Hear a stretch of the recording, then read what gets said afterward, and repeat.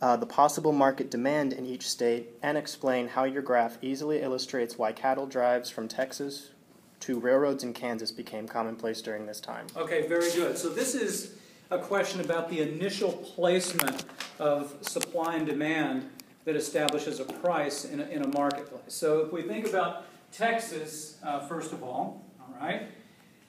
Okay, let's suppose you're not even from the United States of America, so you don't know that Texas is a big cattle state. That's fine. What you do know is the price was only $1 a head. So, at $1 a head, that either means that there's a blank demand or a blank supply. Let's fill in the blanks. If price is low, it's either going to mean what demand and or what supply? Lower supply, higher demand. Opposite. Think about it. A real high demand for something, everybody clamoring to get something, does what to price? Makes it go higher.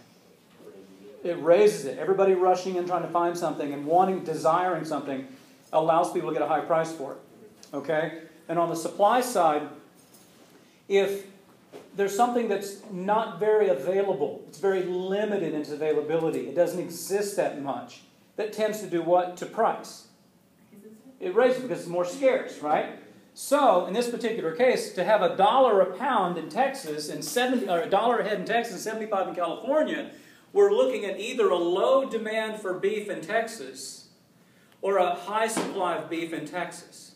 Okay? So in Texas, you could, if I asked this question on the test, you could draw a graph that showed, remember, because demand moving out this way is an increase, you could either show a low demand, okay, and a normal supply, or if you wanted, you could show a low demand and a very large supply. Either way, the intersection is going to be at $1 a pound, indicating that it's either low demand and or high supply that's leading to only $1. Now, most of you looking around probably know enough about America to know that in Texas it was a very large supply of cattle that would keep the price at $1. California, for it to be $75 a head, that either means what? Blank demand and or blank supply. $75 means what? High demand. Low supply. Okay, and or low supply. Well, what year is it asking about? 1848. Okay. I'm assuming most of you went to public school in the United States of America, therefore you do not know that the gold rush was in 1848, okay? So, but it doesn't matter. You don't have to know anything about Texas, state, or California to say, okay, well in California, we're looking at a high demand, okay, and a normal supply, but that could be $75. Or it could be high demand and smaller supply, $75. So either way, it's just asking for you to be able to walk through what low demand, low supply, high supply looks like as an initial snapshot of a marketplace. Okay? Now, the latter part of that question, you remember seeing in the Chapter 6 online lecture on how prices direct resources to where they're most valuable. I'm assuming you've watched these lectures, okay? So a price of $75 would signal ranchers in Texas to start to get as much cattle as they can to the railroad to get them out to California. Because if I'm selling beef, I don't want to make $1 a head in Texas. I want to get $75 a head in California. So I'm going to send as much cattle to California as I possibly can as a reflection of that $75 value for cattle out in California. Okay? Next question. And you'll pardon me when we go over and get my coffee too.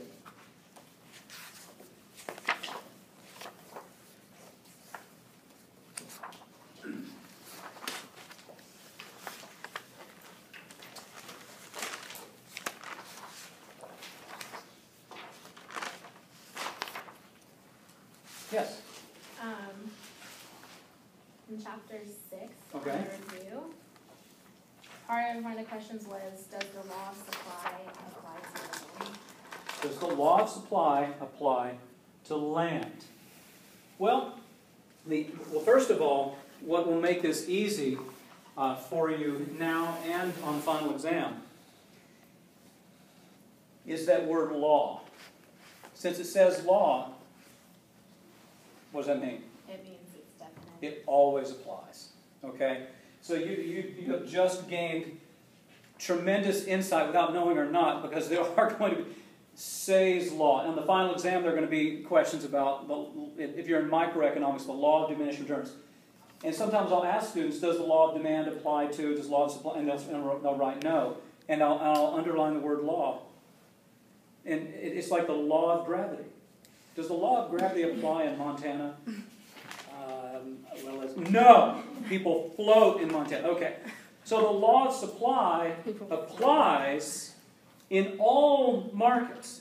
And the law of supply simply tells us, if we have price and quantity supplied, it doesn't tell us what the slope is going to look like, okay? But it does tell us whether the slope is steep or normal or flat.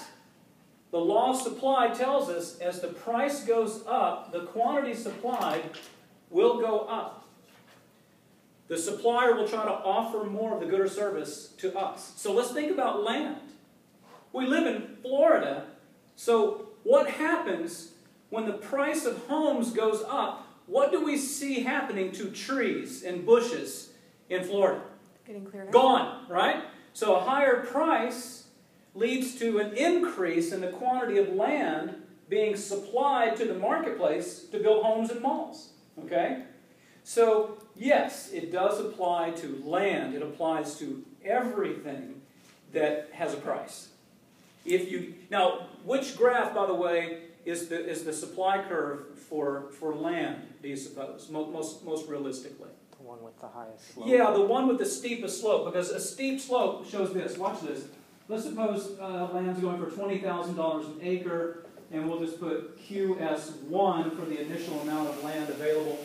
If land prices were to go to $50,000 an acre, notice big increase in price, relatively small increase in quantity supplied, because it does take time and it's kind of difficult to convert land into functionable uses where you're putting homes and malls and what have you. The market for t-shirts looks like this one, where any increase in price, the seller can produce a whole lot more t-shirts overnight. Okay? So slope can be an issue, but not the way it's sloped. It always slopes upward and to the right. Now you did see in chapter 6 that rare exception of a vertical supply curve, like the supply curve for the Mona Lisa, or a rare baseball signed by one player one time. There are rare conditions where there may be a limited availability. But watch this. Even the Mona Lisa, if it keeps getting sold at auction for higher and higher prices, yes, it's true, there's always going to be only one Mona Lisa available. But might there be counterfeit copies that start to pop up as the price goes up? Yes. Might there be the seller making prints of the Mona Lisa for people to buy? Right? Yes. So a higher price still then entices the seller to try to provide more, or some seller to provide more of it. Law of supply. Higher price increases quantity supply. And the opposite is true. The lower the price, the lower the quantity supply. Okay? Does that answer your question? Mm-hmm. Okay. Next. When dealing with the Irish potato famine and the demand actually being a rightward shifting... The Irish potato famine made some people believe that the demand curve for potatoes slopes upward and to the right. No. Here's what we discovered. All right, so watch this. I've got two graphs here for you. Some people argued, now remember, demand curves down here, demand curves slope downward and to the right. Price goes up, quantity demanded goes down. Price goes down, quantity demanded goes up. But some people have said that the Irish potato famine was a rare example where where if the price is $1 and people are trying to eat 100 pounds, when it went to 3, they were trying to get 300 pounds. They were willing to pay a higher price and consume more. And so some said, no. What happened was this. demand and supply, the initial price of potatoes. When the famine hit and people thought the price of potatoes was going to do what? Okay, when people got scared and they thought, oh no, they thought the price of potatoes was going to go up. So expectations of higher future prices caused demand to do what? It did. Demand increased, and the more demand went up and the more people kept fearing even higher prices, demand kept going up. So it looked like, in D3, it looked like to some that the higher price caused more people to desire potatoes. But in reality, the fear of higher prices caused more people to jump into the potato market and demand more and more of them. So it was still demand causing the price to go up, not a rising price causing people to want to buy more potatoes. Does that answer your question? Okay. Next one.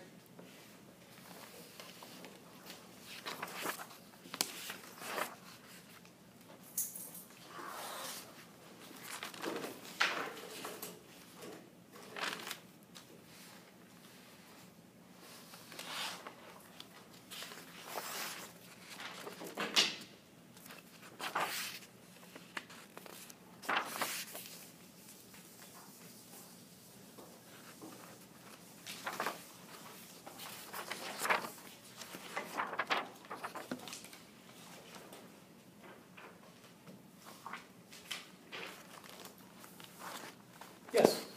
On the practice exam, Okay.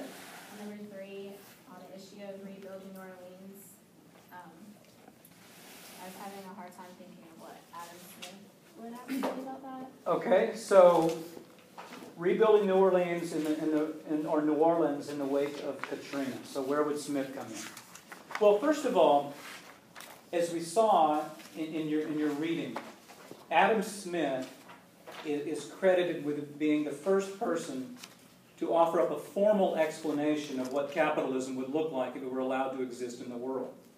Now, if you'll indulge me for just a moment, because this is an important backdrop to Smith, up until 1776, go home and pull it up for yourself. Type in, if you want to jot this down in your notes, go to Google Images and type in hockey stick graph of wealth. Hockey stick graph of wealth. Now, what you'll see, watch this, is that from the year 200 to around the year 1800, the average wealth per man, woman, and child looks like this. Here we are, 2013. And then it does this. I sometimes tell my students in my live classes, if Julius Caesar had been able to travel forward centuries in a time machine and have dinner and get invited to dinner with George Washington, and Julius Caesar could just observe how he was going to get to George Washington's house, what the lighting was going to be like, and other things. The world wasn't much different from Julius Caesar's time up to George Washington. No electricity, no cars, still on horse, very little change. But when Adam Smith wrote The Wealth of Nations, he argued that the world economy that was largely driven by mercantilism, meaning kings and queens that decided what the tea company was going to be, what the shipping company was going to be, who the favored companies were going to be, where they would give them tax dollars, give them special tariff protection so that nobody could be, give them state-sponsored monopoly power. Adam Smith argued that this system should be replaced with one where everybody had the right to engage in trade with one another and pursue their self-interest. And that if you're allowed to wake up every day and ask yourself, what can I do for myself today? How can I be better off? If you maintain the rule of law, you can't kill him, you can't take away his property, and you can't deny him his liberty to do the same thing, to pursue his self-interest. As long as that's clear, leaving you alone to pursue your self-interest would give birth to this thing called capitalism, where everybody would have an opportunity to do what they're good at and see who's willing to give them money, and from there compete and sell and do whatever they want to do. So if you think about this, when it comes to the rebuilding New Orleans, Adam Smith, who made the argument that things don't happen because we love each other or because we care about each other. Some things do. I don't know if you, real quick, Adam Smith was not an economics professor. He was a religious professor of moral philosophy, okay? But he still argued that you don't get up every day and go to work because you love people, principally, or that you care about. You get up so you get paid. You want something. Now, but you understand that your pile of money, what you get out of the deal will grow the more you take care of the people that you're serving. That's a very important concept of capitalism. Pursue your self-interest, and if you treat your fellow human being with honesty and decency, and you work like a dog to give them good service, good product, your pile will grow, even if you don't care about it. That's an amazing thing. And so the rebuilding of New Orleans, Adam Smith would say, the self-interested businesses who think they can make money going into New Orleans, rebuilding it, we don't need government. If a business thinks they can make money opening up a new grocery store or a hardware store or building houses, leave them alone and let's see who does it. The self-interested individuals who had lost their homes and businesses, if they want to stay in New Orleans, if they think this is what's best for them, they will have a mechanism through which they can find those businesses who will provide them with the things they need to rebuild their lives. That you do not need the government to interfere with this process in order for it to take place. That self-interested individuals will create what they desire without control, manipulation, or assistance by government. Does that answer it for you? Okay. Next one. Do you think you could go into a little bit more depth on the probability theory? Because I understand the premise of it, but I guess I'm getting it confused with the example used of crime and then multiplying all these numbers together. Okay, I'll give you a great one. Okay. When my wife and I first got married, she said, well, now that we're married, I need to get signed up on your health insurance. And I said, well, for this first year, I was thinking maybe just not signing you up.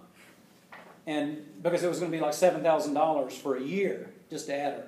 And I said, and with the $7,000 we saved, we could take a nice vacation next year. And she said, well, what if I get breast cancer? Well, she was 20 when we got married, all right? So I said, all right, well, what's the probability of that? And she said, 50-50. Now, okay, so I said, how do you get 50-50? Because that would literally mean half of all women in America who are 20 have breast cancer. And she said, and so I went to the internet and I pulled it up. 20 years old, no family history, this weight, and it was like 0.00015. It's very small of somebody her age. And she said, no, that's wrong. It's 50-50. And I said, well, how do you? She said, you either have breast cancer or you don't. See, okay, I'm getting to a point, by the way. So I said, okay, here's what I'm going to do. I'm going to walk out in the front yard. What are the odds that a meteorite that destroys the earth is going to land on my head when I walk outside? 50-50. I'm either struck down by the world's largest meteorite or I'm not. Probability theory are the statistical odds from 0 to 100% that when you engage in some behavior, some good or bad thing will take place. So the probability of getting killed while texting in your car is based on the statistics out of the number of hours driven by everybody in America every day, okay? The number of accidents and deaths that take place where people were texting. So we would need to know how many people drove today, how many people died while they were driving out of that number, and out of that number, how many people died while texting. And we would need a representative sample of highway deaths every day for a big enough period of time so it's statistically valid for us to say, okay, here's how many people drive every day. Here's on average how many people die every day because of texting. 1 out of every whatever, and that means it's some percentage out of 100 die while texting, right? Right? Right. That's the probability of dying while you're texting. So probability is based on actual statistics, based on 0 to 100% chance that if you make a decision, texting while driving, Russian roulette with a revolver, what are your odds of dying? What, 16 point something percent, right? 1 out of 6. That's probably, there's 6 chambers, there's 1 bullet, okay? Same, all right? So probability theory is the actual percentages of some event taking place when a decision has been made. And so on the crime thing, the reason why I was telling, when they got ready to pass this law making it a $30 ticket if you get caught texting while driving, that ticket's not $30. It's the probability of getting stopped times the probability of getting a ticket times the probability of having to pay the ticket times the amount of the ticket. Think about this for a second. If you drive for the next 30 days and text the whole time you're driving, right? And you only get stopped 1 time and ticketed, and the ticket's $30. You know how much that ticket actually cost you? $1. 1 out of 30 times you did it, you got caught. The other 29 times you got away with scot-free. So if you multiply, if you take all the times you got away with it, and take that into account too, your average cost of texting is $1 a day, not $30. Which is why, do you still see people texting while they're driving? You know why? Because of probability. The probability of getting caught is low. The probability of being ticketed is higher, but you first have to get caught. So when it says $300 if you run a stop sign, no it's not. It's the probability of getting caught running a stop sign times the probability of a ticket, and you multiply those together. Let's just pull out a calculator real quick. Let's say 2% of the people who run red lights or stop signs get stopped. So the probability is 2%. Out of everybody that does it, and let's say if you get stopped, you get a 98% chance of getting a ticket. Two people get out of it, okay? And let's say out of those people, percentage of people get stopped, percentage you get ticketed, and let's say 95% of them actually have to pay the ticket, 5% challenge it and get out of it, and let's say the ticket is $250. If you have a calculator, what's 0.02 times 0.98 times 0.95? Let's first find out what the probability of being stopped, ticketed, and having to pay the ticket is.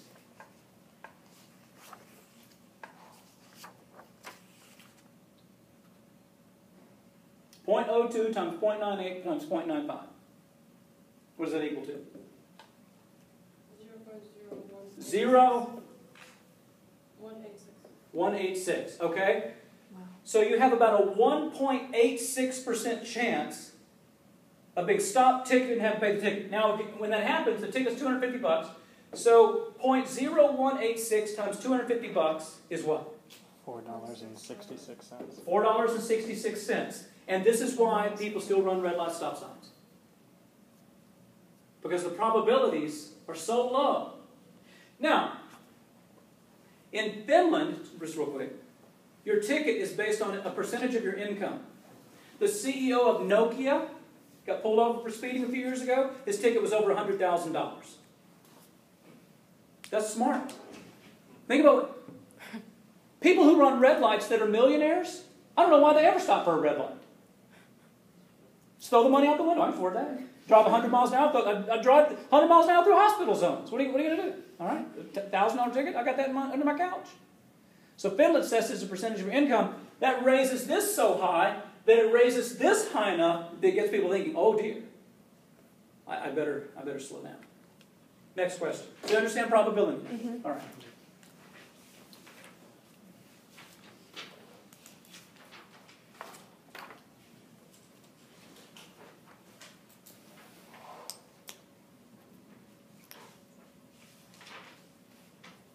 Yes? Can you explain how the Coase theorem The Coase theorem. could be used to connect the Earth's ocean? Yes. Yeah. It's already happened, okay? Now, Ronald Coase, think about this for a second. you'll have to forgive me for using analogies. I think sometimes they work better in teaching. So rather than getting right to the ocean and just giving you something to regurgitate, okay, watch how this works. All right, so 6 or 7 years ago, I got offered a job to teach up in Minnesota, and I was going to leave Orlando. We were going to sell our house. Okay, so my house was right here, and down here there were some people renting a house, and the landlord apparently didn't care how they took care of it because it was just garbage all over it and cars and stuff. Where we knew if somebody, a real estate agent, came and looked at our house, they were going to look right over there and say, okay, we got to lower it. You can get $30,000, $40,000 less for your house.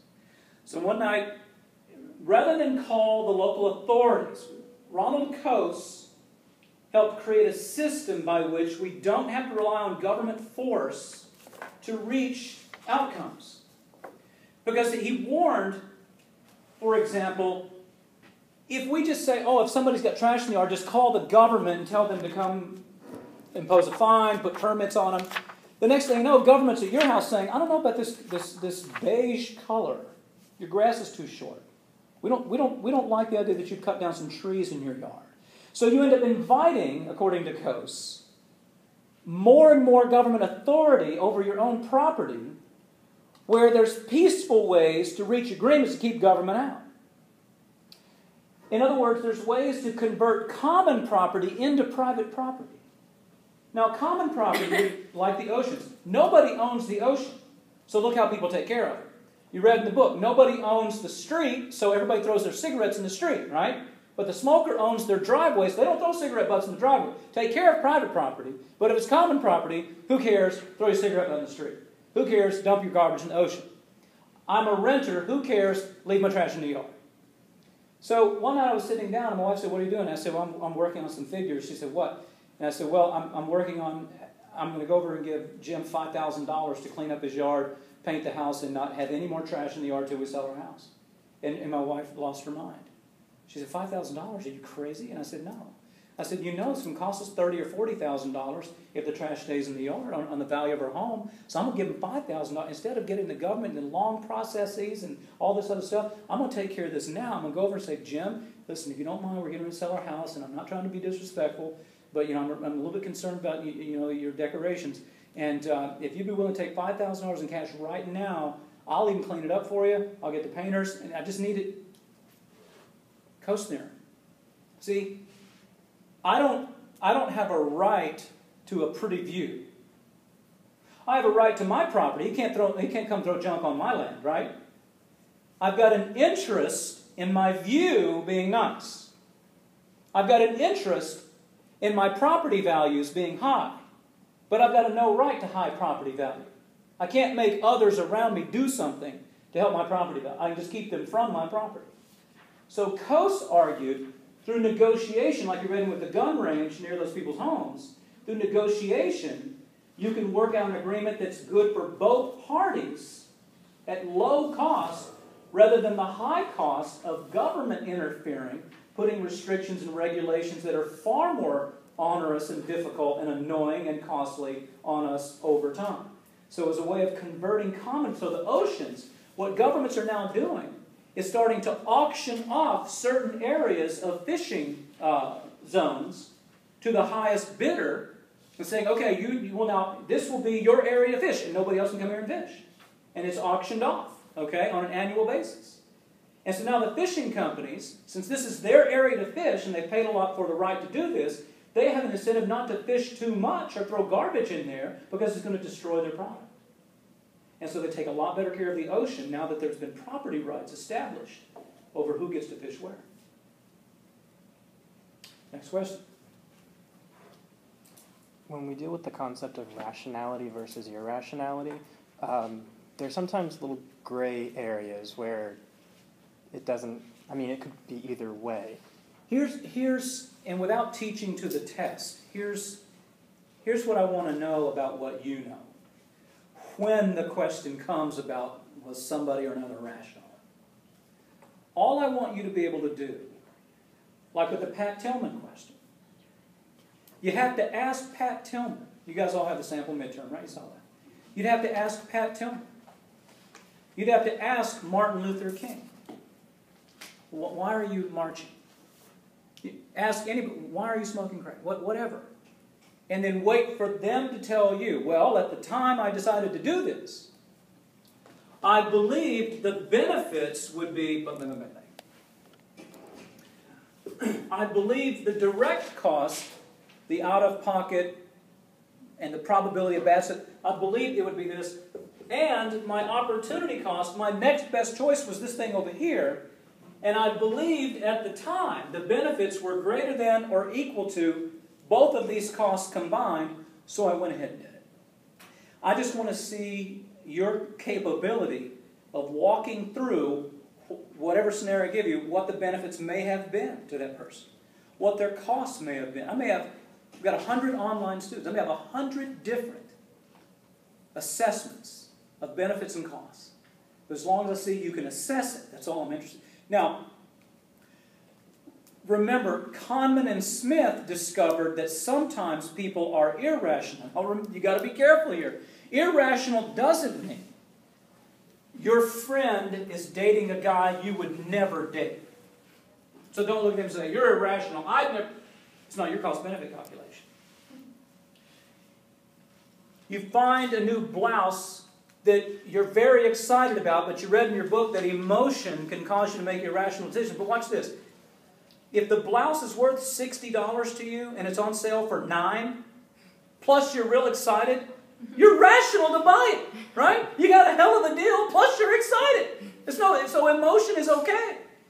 But what Kahneman and Smith found is that sometimes people will look at a situation, they'll reach the conclusion that the direct cost plus the opportunity costs are greater than the benefits, that if I do this, my costs are going to be up here.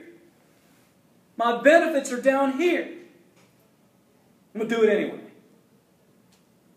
That doesn't happen much, because if it did, there'd be 9 people left in the world, right? People like me, right? When somebody's cell phone went off in a movie theater, and I saw that it was somebody who weighed 312 pounds, and he was the world champion MMA fighter, right? If people were irrational, I would see his phone go off, and I'd say, turn your phone off, I'm going to beat you in the face. And when he stood up and told me who he was, I'd say, well, it's clear you're going to kill me, but let's go anyway outside. People don't do that. It's the person who's speeding on the highway, and they see the highway patrolman, and they speed up. You know who those people are? They're the people you see on cable TV shows, because they're rare. Most of us slow down when we see highway patrolman. You don't want to go jump on the railroad tracks. So Kahneman and Smith found that sometimes people do irrational things. I understand the costs are great, but I'm going to do it anyway. And the most common reason is emotion. Love, lust, revenge, hate, greed, whatever. It's not a guarantee that we'll do irrational things. So if I ask you the question, you would need to acknowledge this could have been irrational if this person did it and they concluded, and they may have done it because... And that's part of where the Pat Tillman thing comes in. Right? You look at it, 101 out of 100 people would say he did an irrational thing.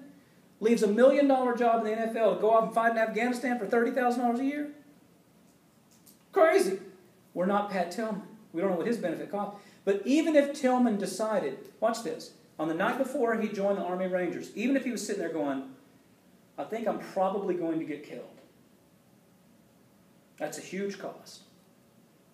My next best choice is to stay here with my fiancée and play in the NFL. That's a huge cost. That's a good next best choice. Get killed in Afghanistan, stay home. But the benefits to me, which somebody else can't measure for me, are dying for my country, dying for something I believe in. It could have been an irrational act that he wanted to do anyway, because of the emotional attachment he felt to doing something about September the 11th. And when he gave the interview about why he was leaving, he did say that. He said, my father served, my grandfather served, and he said, I haven't done a damn thing. And so it could have been irrational, but we'd have to ask him. Next question. Kind of piggybacking off of that, when we're talking about the 16th Amendment passage. The income tax, right? Yeah. Would you say that was irrational or rational? For whom? For the people of America, the American people. The American people allowed this to happen, didn't they? Because an amendment requires what? 2/3 of the House and Senate. Right. And 3/4 of the states to ratify. So the American people allowed their politicians to create an income tax. So as you saw in the book, from 1776 to 1913, we didn't have to pay income tax ever. You saw on the History and Morality of Income Tax lecture that the one time Congress tried to create one in 1893, the Supreme Court ruled it unconstitutional. They said founding fathers did not intend for you to pay income tax. I hope you've studied this carefully and getting ready for, not just getting ready for the test, but getting ready to live as a human being in this country. This decaying, doggone near socialistic country that we live in. It's not going to look anything, when you're 50 and I'm dead, this place is not going to look anything like it does now. It certainly doesn't look anything like it did 30 years ago. I can remember 30 years ago. And this country, I think July 4th should be canceled. Home of the free. The founding fathers never intended for... Are you working? Do you have a job right now? No? You working? Who's working? Okay. Where do you work? Science and graphics. Okay. Yeah, it's on your side. Okay. Sorry. That's all right. So, Thomas Jefferson believed that, you know where it says gross pay on your check? That's the only thing it should say. That your company offered you that amount of money and said, if you'll come to work, we'll give you this amount of money. And that everything taken from you between gross and net is an illegal confiscation of your private property that you didn't consent to. And so they said, no income tax, you can't do this. So the whole country was run on sales taxes. But it was rational for government to do it because now it expanded the opportunity for government to get more money. And it was rational, if you go back and read the chapter carefully, it was rational for the American people to do it because at the time it got passed, the government told the American people, it'll only be on the rich and it's going to be small. And if you look at the tax chart from 1914, the next year, the tax ranged from 1 to 7%, and you didn't even have to pay 1% until you made today's equivalent of about $250,000 a year. So it did start out small and only on the rich. And the average person, not being rich in our country, and being covetous, right, and greedy, and hating rich people like we always have, when politicians said, hey, what do you think about an income tax that's only on rich people? The average voter would conclude, yes, this is a rational thing to do. Go get their money. And within 35 years, the tax was on everybody. The voters didn't realize.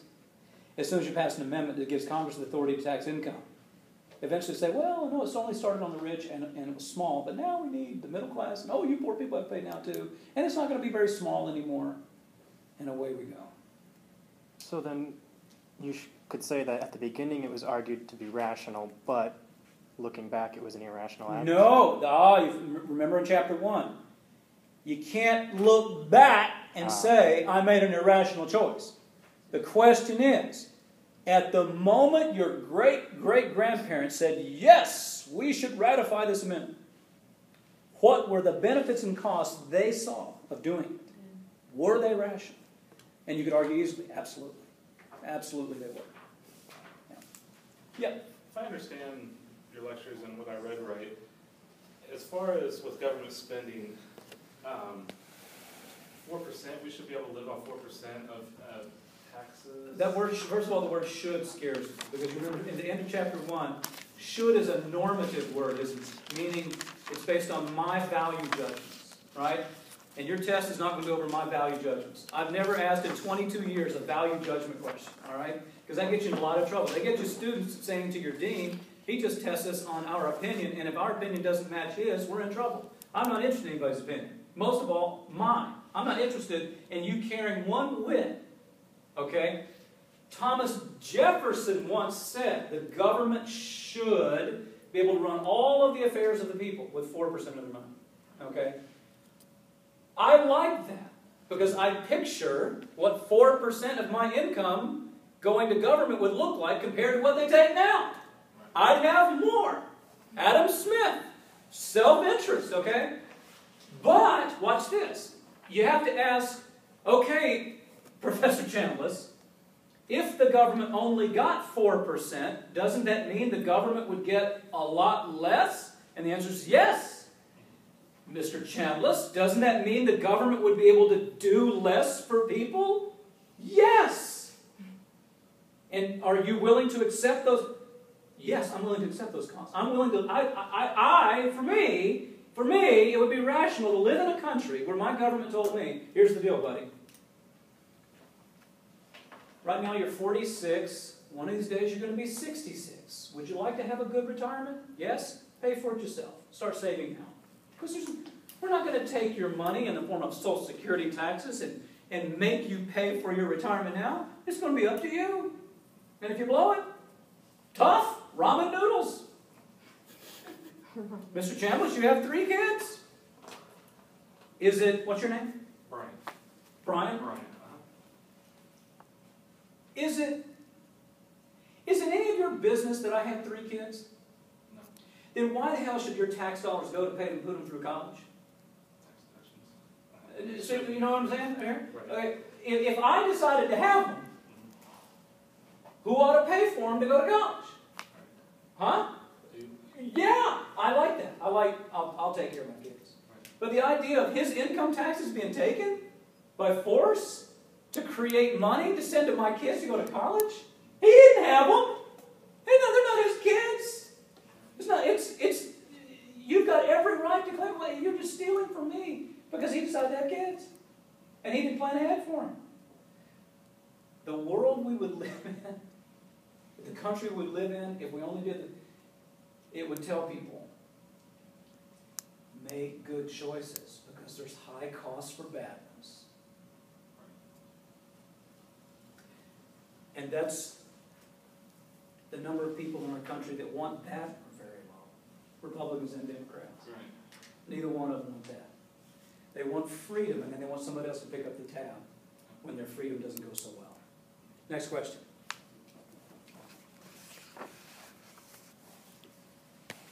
This is kind of way different, but when we're talking about the supply and demand curves, particularly when you've got a change in both supply and demand, Okay.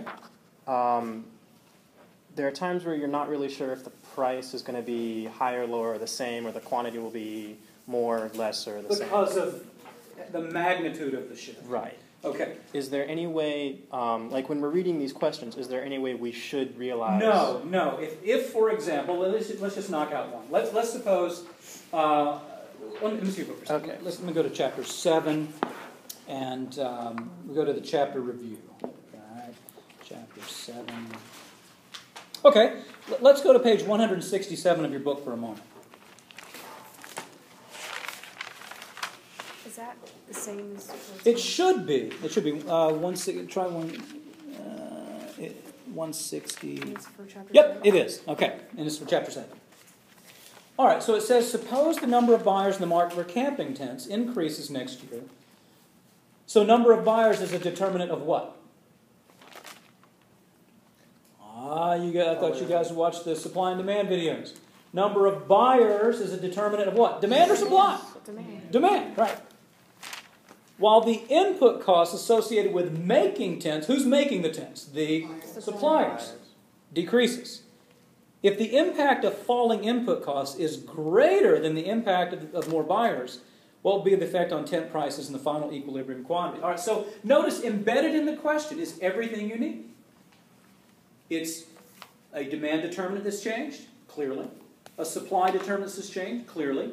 And one has changed more than the other. Now, if the question had said, watch this, suppose the number of buyers in the market camping tents increases next year while at the same time input costs decreases, illustrate and explain the effect on tent prices and quantity. If I don't tell you which one changes more, then if you decide to have one change more than the other, or better yet, change by the same amount, that's fine. I'm not going to be picky about the alignment of your graphs. Now, if I clearly tell you one's changed more than the other, then I am going to be picky, all right? But if I'm not, you would just try to make them change by the same amount because it's not clear. But if you come off a little bit, I don't care, all right? But here's what you would do. All right, so you've got price and quantity. Now, by the way, I'll just show you something. Every year I get people doing this. They'll go, okay, demand, and then they'll do these dotted lines and call supply.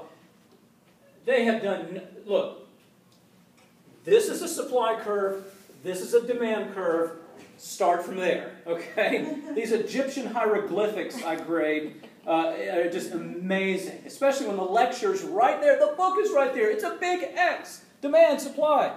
Okay, so camping tents, P1, Q1, starting out in equilibrium.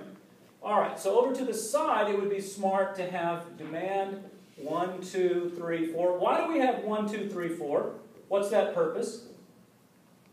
From chapter 7. To ask those questions. Those 4 questions. Determinants. What determinants is going to change? How does it affect demand? How does it affect price? How does it affect quantity supply? Okay? It's on page 147 of your book for the demand stuff and page 151 of your book for the supply stuff. All right, here we go. So an increase in the number of buyers in the market. That's going to do what to the demand for camping tents? It's going to shift to the right. It's going to be an increase in demand. So a rightward shift. So demand is going to increase. But at the same time, we've got an increase in input costs. So if it costs more to make tent, just say increase or decrease, I'm sorry. Decrease. Decrease. Okay, decrease in input costs. So if it's costing the manufacturers less to make tents, are they going to be more willing and able to supply or less willing and able to supply? More. If it costs you less, you're going to be able to make more. Okay? So this would cause supply to do what? Increase. Now, but I told you in there, one of them is bigger than the other. Which one? Input cost is greater. All right. So this means that you've got this increase in demand, but a much larger increase in supply. Now, all you've got to do is look where supply and demand now intersect. S2, D2. Okay? You got it? Okay, let's all stop for a second. Look. We all know an increase in demand is a rightward shift in demand curve. Okay? And an increase in supply is a rightward shift in supply curve. But it said in the question, the impact on supply is greater than the impact on demand. So notice, here's your increase in demand, and you've got a much larger increase in supply. Well, look at where they now intersect and just come down and come over. And that finishes steps 3 and 4.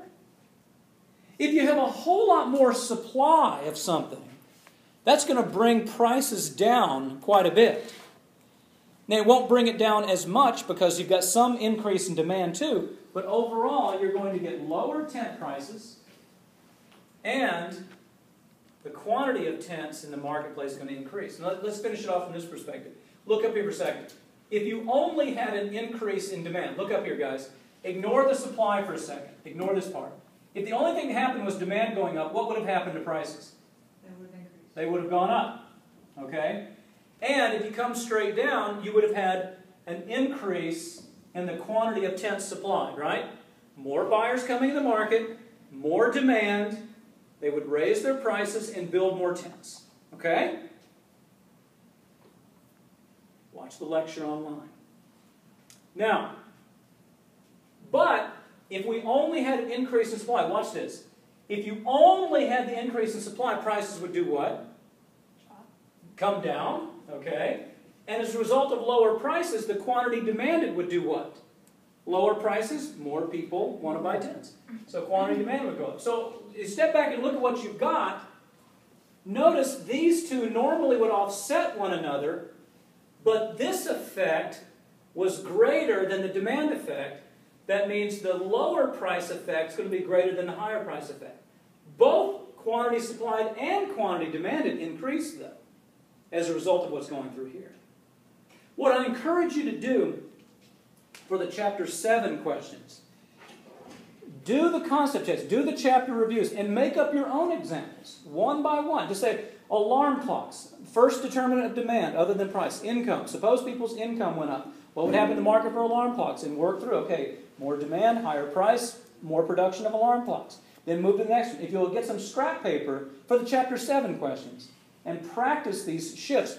I do every single one of them in your book, and on the lecture online, I go through every single one of them too, where you can pause and rewind all this other stuff. So between the book and the lecture and you practicing the Chapter 7 questions, you should be able to be okay.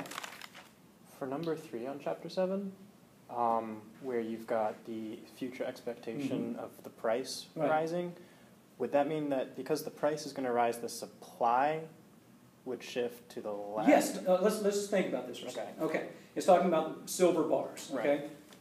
If people expect the price of silver to go up in the future, what's going to happen to the demand for silver now? It's going to go up, because people are trying to get it now before the price goes up. Now, this is one that trips students up, but think about it logically.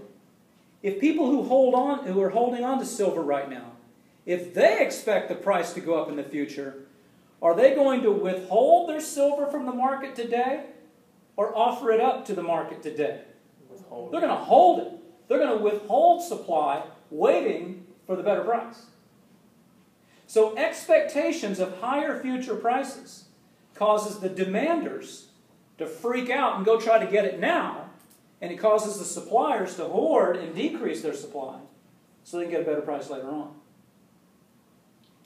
Sounds like self-fulfilling prophecy.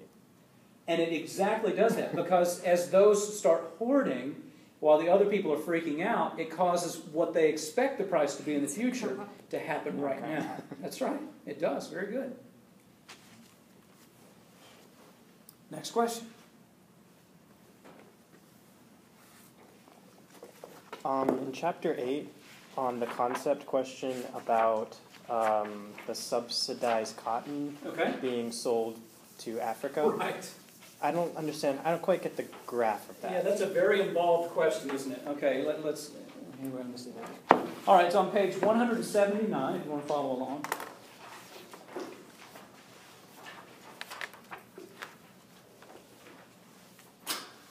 U.S. cotton farmers receive some of the most generous subsidies, $3 billion a year. Now, because of cotton surpluses, the government subsidizes U.S. companies to encourage them to buy more U.S. cotton. However, much of the surplus cotton gets exported to Africa, where African farmers receive no subsidies. Illustrate and explain what this has meant for African farmers and why this policy has led to some African farmers joining Al-Qaeda. Meanwhile, okay, you're asking about the cotton. All right. So first of all, just looking at the U.S. cotton market, like we saw with milk, the government comes in, instead of telling the cotton suppliers, you have the freedom to grow cotton, and whatever the price of cotton is, that's what you get. But you picked growing cotton. We're not going to do anything for you that's special. Instead, they give them a price floor, a guaranteed price of cotton, called as PF. All right, so they're guaranteed a price above the market equilibrium, like you saw with the minimum wage in the milk example. All right, and that results in two things. Look at this. First of all, it encourages farmers to grow a lot more cotton. If you were guaranteed a price above whatever the market would bear, wouldn't you try to offer more to the marketplace? Yeah, yeah. And it also reduces the quantity of cotton demanded, because some companies that would like to use all cotton will have to cut back because of the higher price of cotton. So you have a surplus of cotton in the marketplace. Well, the geniuses who run this country have decided that the best way to deal with one way they try to deal with the surplus, here we go. So first of all, we give cotton farmers your tax dollars to encourage them to grow too much cotton. Then we give Haynes and Fruit of the Loom your tax dollars to encourage them to buy more cotton. You following this? So you pay artificially high prices for cotton products in the store, step number one. You pay higher taxes for the cotton farmers, many of whom are millionaires. Read your book in chapter 8. Step number 2. Step number 3 is Haynes and Fruit of the Loom getting your tax dollars to encourage them to buy the cotton that goes into your excessively priced t-shirts. Are you okay? And then your tax dollars go to export cotton to Africa to try to get rid of it there. Now watch this. So here's the market for cotton in Africa, where they get no subsidies, P1, Q1, okay? So all this American cotton starts showing up in Africa. What happens to the supply of cotton there? It increases, doesn't it? So the supply of cotton in Africa goes up. What happens to cotton prices in Africa? Well, look at it. More supply, right. You get a decrease in the price of cotton. So now they're earning less money because they're competing with this subsidized American cotton. Okay? So now that they're earning less money, some of them end up going out of business. The price of cotton falls below their operating costs, and they're unemployed. And the CIA came back several years ago and told the Bush administration that unemployed cotton farmers in Africa, mad at the United States of America for ruining their jobs and their lives, have joined Al-Qaeda. And then we could use our tax dollars to fight Al-Qaeda. I hope, even though you're taking this online, that the class has effectively destroyed any faith you have in our government to ever do anything well. It has. Good. Because if you don't have faith in government, it will cause you to have faith in yourself. And if you have faith in yourself, in the future you'll only vote for politicians that have faith in you, and that means they'll want to leave you and your money alone. That's rare, though. It is rare. Yes, question? Oh, no, sorry. Okay. Next question.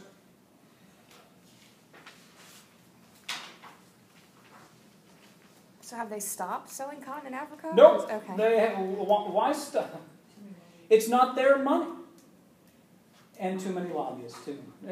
Why stop something that they're not going to get in trouble for it, they don't get audited, that nobody fires them? Remember, one of the critical things you learn in chapter 2 and 3, if a private business is not doing their job, we get to hold our wallets in front of the door and say, see this? I'm never opening my wallet in your store again, and I'm going to go on Facebook and tell what a rip-off you are, and you cheat, and you lie.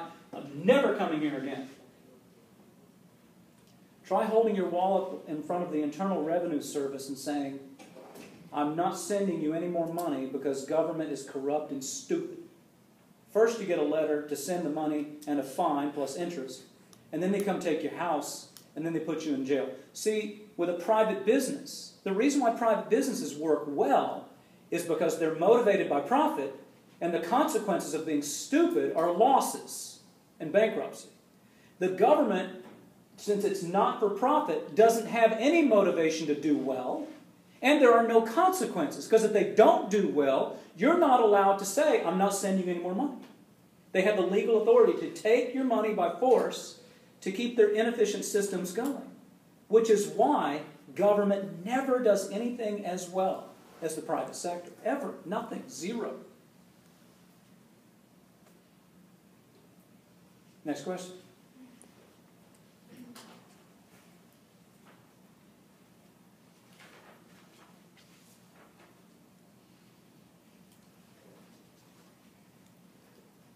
We do the one on page 163 about the price of cotton in 2010. All right, that's 163. In 2010, the price of cotton at the wholesale level reached its highest level since the year 1870. Suppose by the time you're reading this book, the U.S. economy is growing at a much stronger pace. If cotton prices continue to rise as you are taking this class, illustrate and explain what would happen to T-shirt prices as a result of these two realities. All right, so what is cotton in relationship to a T-shirt? Input cost. It's an input. It's not a complement, meaning you can buy the cotton or you can buy the T-shirt. I mean, you buy the cotton and the T-shirt. Understand where cotton is an input. It's something that goes into the... So if cotton prices keep going up, what will happen to the input cost of making T-shirts? They'll go up.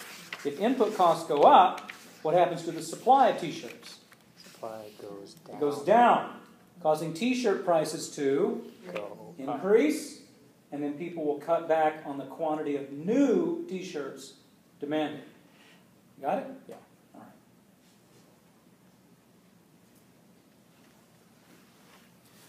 All right. Just making sure you all know, the test is already in the testing center. It's waiting for you now for the June 25th date. You will have 2.5 hours to take it, and I would advise you to use all 2.5 hours. The harder it is for the testing center to staple your papers together, the better off you'll usually be. Do not err on the side of sketching out a brief 2-paragraph answer. That's 8th grade stuff. You guys get to hear it live, what I try to get across in the online orientation and can't get across in the syllabus. This test is no joke. You better be prepared to think and write analytically and for a long time. And this test is going to find out if you know what you're doing, okay? Use up the 2.5 hours. Don't say this. Do not write and say, oh, he knows what I mean. Write your answers as if an idiot is going to have to grade them. And you don't need to comment about that, all right? Okay, I don't need you joining in. It's your responsibility to contact the testing center and say, when do you close? In case you're going to be going there after work. Do not email me and say, well, they closed at 7 and I got there at 5:30. That's your problem, okay? All I do is send them there. You're the one that has to call them and say, what time do you close on June 25th? And then you get there with 2.5 hours to go. You can't use your book or notes or anything for the midterm. You can for the final, of course, since it's a take-home final, which is going to be a longer, and that take-home final will take you a week to answer. Listen, it's twice in 22 years I've given a take-home final. I've got to make sure an A right now this semester is the same as an A when I don't give a take-home final. So I can't give you the same take-home final that I would give you if you couldn't use your book. All right? Your take-home final, it's going to cost you about $4 to mail it if you choose to mail it. But you're not worried about the final right now. You're worried about the midterm. But do not send in these little one-paragraph high school-type nonsense answers. And I don't give any extra credit for penmanship or effort. None of this garbage, okay? 100% outcome-based. I had an online student make a -4 on a midterm once. He got 1 out of 100 points. He didn't follow instructions on the test and got -5 for that, so he got a -4. I took my test home, I set it in front of my son's stuffed gorilla and lectured my son on, I've got a student that's dumber than a stuffed gorilla because a stuffed gorilla, incapable of writing, would make a 0 on my test, not a -4. All right, so make sure you read the instructions. They will be clear. If you don't follow instructions, -5. All right? With that, back to the exam preparation. Do you have any questions? Yes. Can you also kind of go into some detail on Karl Marx's views? Yeah, Karl Marx, I think first of all it's a mistake to call him an economist. He was a philosopher. But Marx believed the complete opposite of Adam Smith. He believed that people were inherently evil, and if you allowed them to pursue their self-interest, they would look for ways to enslave their fellow man, earn profit from that slavery, and would only lie, cheat, and steal. And as a result of lying, cheating, and stealing, some people would become very rich, while everybody else would be poor. And therefore, Marx argued for a global revolution against what Adam Smith had called for. And this global revolution was to take governments around the world and convert them to communist governments where, over time, people would be retrained to understand, this is Marx, that since we're all human beings, we're all equally valuable. Therefore, no one person should have more property than another, make more money than another, have anything more than another. And it would be up to government to recondition people to understand that doing things for your self-interest is evil. Doing things for the greater good is what everybody should be about. But Marx failed to understand biology. When you were born and you were lying there crying, I guarantee you were not crying because some other baby was hungry. Not once did you ever think about another baby. You were born, you didn't think about your mother getting up in the middle of the night to feed you. You didn't think about who was going to change your diaper at 2 o'clock in the morning. All you wanted was what you wanted, right? We are born totally absorbed with ourselves. Self-interested. We have to be taught to share, right? Stick 32-year-olds in a room, put one toy in the middle, have them in a circle, 20 feet from the toy, and say when you count to 3, you're going to yell, go, and whoever gets the toy first gets to have it. And you tell me if you'll see all of them walking calmly to the toy and saying, now, Bob, last week I got to play with the toy. Maybe you would like a turn first. Nobody's going to do it. They're going to bite and claw, right, and smash each other, right? Now, watch this. Adam Smith enters and says, okay, we understand that. We understand you're self-interested. So here's what we're going to do. We're going to allow you to do whatever you want. We know you love yourself. And we're going to allow you to do whatever you want so long as, remember, 3 things. You can't kill anybody else. You can't take their property by force. And you can't deny them their liberty to do what they peacefully want to do. And Adam Smith believed, as long as you have those laws in place, which means, by the way, slavery would never have existed. Under Adam Smith's view of capitalism, you can't have slavery because you're taking away the rights of a human being who doesn't want to work by force for somebody else. Child pornography would never exist in pure capitalism because children are not consenting adults. Pornography among consenting adults? Sure, it would. Some people look at capitalism and go, oh my gosh. When I lecture to Christian groups on what capitalism looks like, sometimes they go, oh my, you mean prostitution? Yep. Gambling? Yep. Drugs? Yep. But these things are wrong. Then don't do them. If you're against drugs, don't do drugs. But if somebody else wants to smoke marijuana, just like you want to drink a 6-pack, it's their body, leave them alone. So Smith believed, as long as you maintain those life, liberty, and property, then if you ran a business and you did cheat, I've got a court.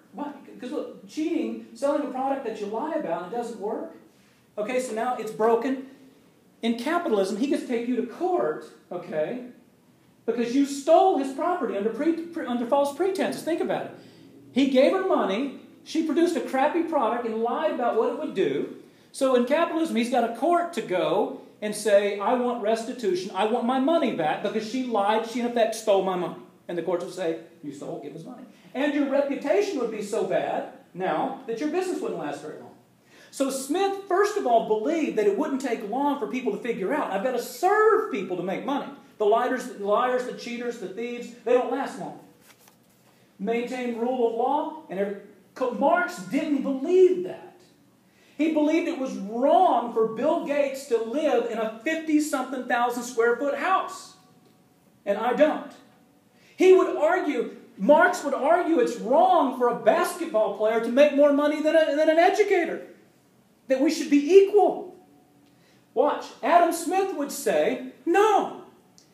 There's a much greater demand for LeBron James. Think about it. Tonight, millions of people all over the world, 17,000 are going to pay lots of money to watch LeBron James work tonight. Right? I can only get 20 people to come watch me work. Okay? And they're paying a lot. Think about the number of people in the world that can do what LeBron James can do and how people want to see that. There's a lot more people who can do this that I'm doing that can do what he's doing. So Adam Smith would say it's fine that a basketball player makes more than a teacher because freedom means some people using their skills are going to be rewarded more than others. You get to pick whether you like basketball more than economics and go pay for the ticket and pay this for tuition. You're free. And he gets to have a big house and I live in a smaller house. And if I don't like living in a smaller house, I need to work on my crossover and dunking and ask my 5-foot-tall German mother why she was so short. Okay? Marx would say, no.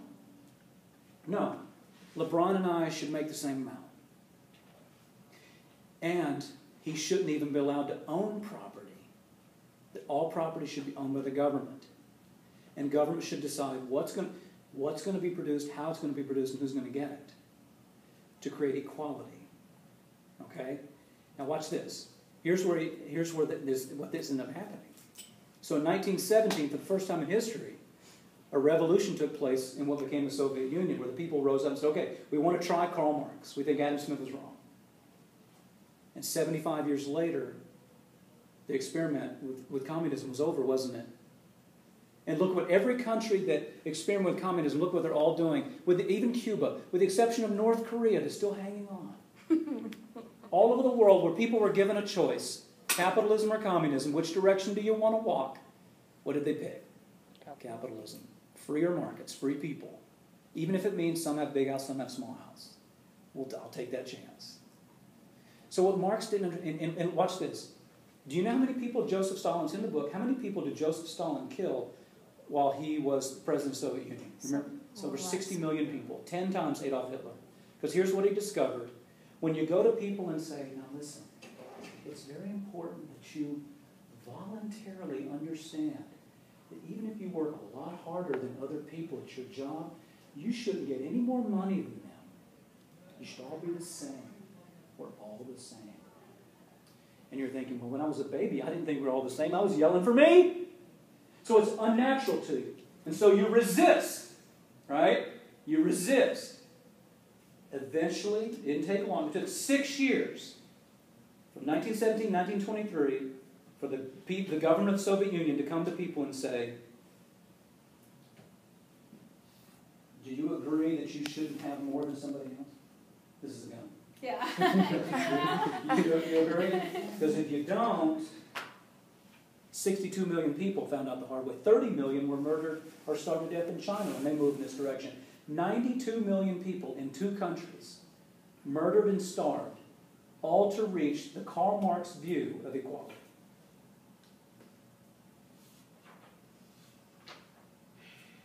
You got it? You understand Marx now?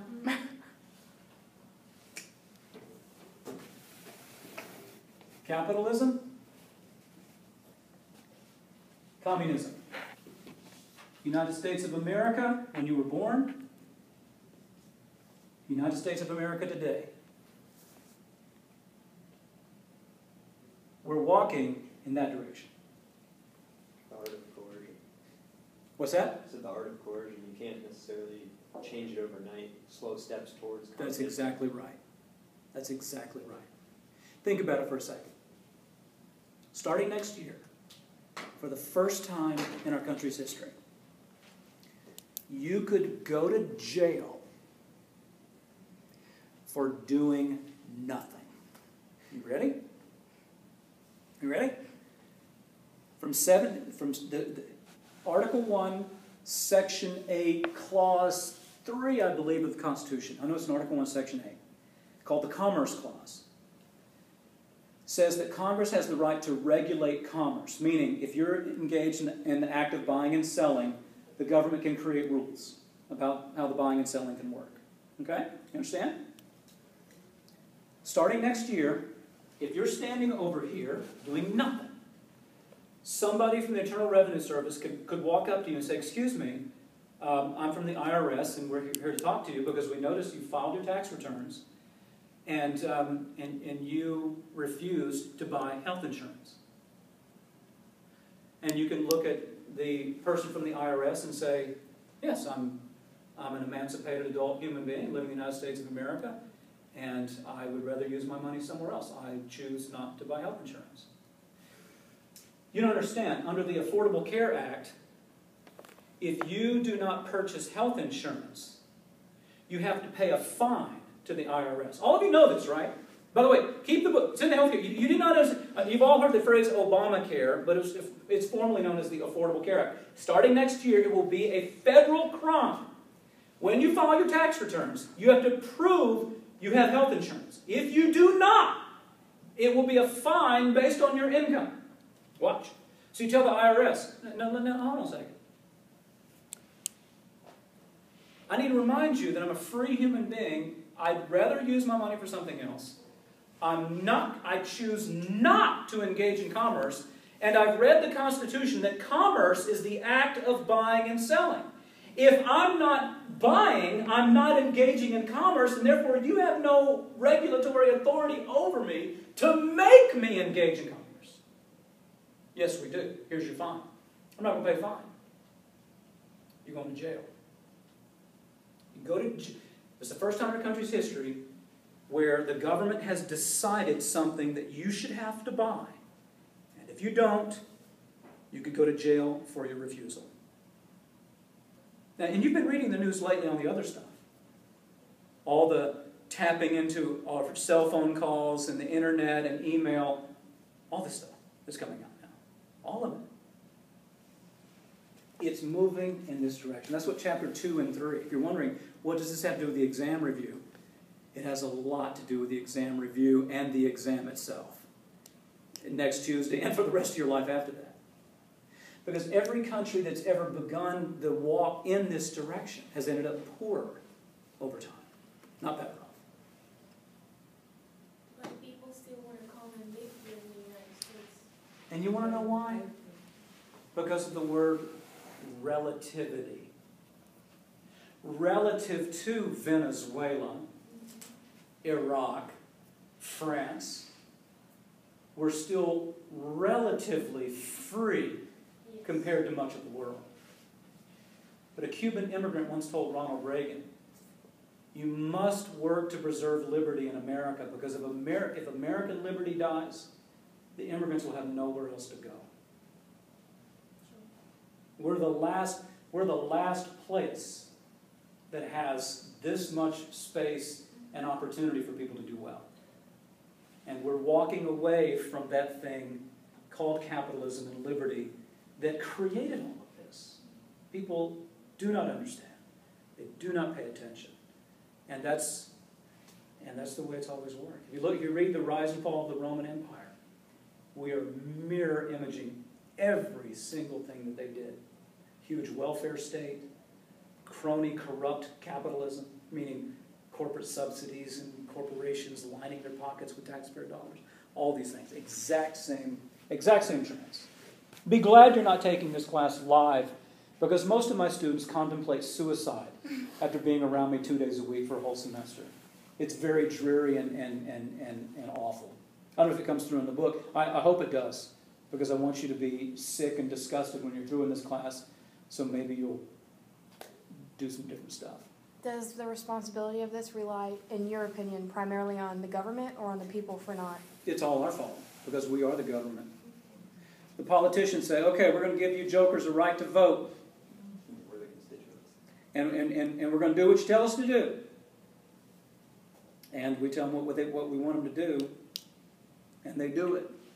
After September the 11th, I remember, many of you were little kids. I remember after September the 11th, when the adults in this country begged the Bush administration for security from terrorism. Two choices. You can either be secure or you can be free. You can't be both. The more security you want, the less freedom you're going to have. And the Bush administration heard the American people and said, okay. And Mr. Obama has followed suit, doing the same stuff. Security from terrorism and security from economic choices. Think about it. What are food stamps? Security. Right? It's a guarantee that you'll get food. Right? In a system of liberty, you know how you get food? By serving your fellow man well enough that they give you money, and then you go buy food with it. It's amazing. You have responsibility to get food. 47 million people in this country today get food stamps. Okay? 1 out of every 5 Americans, or Floridians, are on food stamps. 1 out of every 5 people in Florida are on food stamps. They have chosen, rather than getting up and saying, whether I eat today is on me, my responsibility. I have the freedom to choose what I'm going to do to try to make money to get food. They stand over here and say, no, I want security. I want to be guaranteed food no matter what choices I'm making. And this is the trend in so many areas in this country. The trend towards protect me, secure me, give me somebody else's money so I'm insulated from the consequences of my choices. And then on July 4th, we sing about freedom. I don't allow my kids to celebrate July 4th, by the way. July 4th is a day of weeping and mourning in the Chambliss household. Literally, we do not celebrate July 4th. I forbid it. Weeping and mourning? Metaphorically speaking. We read the Declaration of Independence. We talk about the idea of the United States of America. We reflect on the principles of the founding of our country and what it was supposed to look like. but we don't pop firecrackers and sing about freedom. That's absurd. Other questions? By the way, and I know it's past time, but if you don't want to leave, I don't have to rush off. About 5 years ago, I gave a midterm review for my online class, and a student went on Rate My Professor and just smoked me. By the way, I don't care about getting smoked on Rate My Professor. I like when I get bad reviews because it keeps dumb people away from my classes. But they smoked me, and they said he gave a midterm review and didn't tell us anything about what was going to be on the test. And I haven't given a review since then because I literally said to myself, if I'm going to take my free time to invite students to a review, and then they're going to criticize me for not just telling them what was on the test, my students can go to hell. Okay? So that you're the first group in 5 years. So here's the thing. Now, you'll notice that what's happened in the last hour and a half is I've given you all the opportunities to ask questions, but where appropriate, I've also added some things that I think are important that you'll probably find out will help you on the test, but I think will also help you in your life where you don't get the benefit of hearing this live. Okay? So if you go take the midterm, and then you go and Rate My Professor and say, he just told us about communism and not celebrating July 4th, it'll be another 5 years before I give another review. But you need to ask yourself, did he continue to say, any more questions, any more questions, any more? And I did. So you can do whatever you want to Rate My Professor. But anyway. Next question concerning the exam.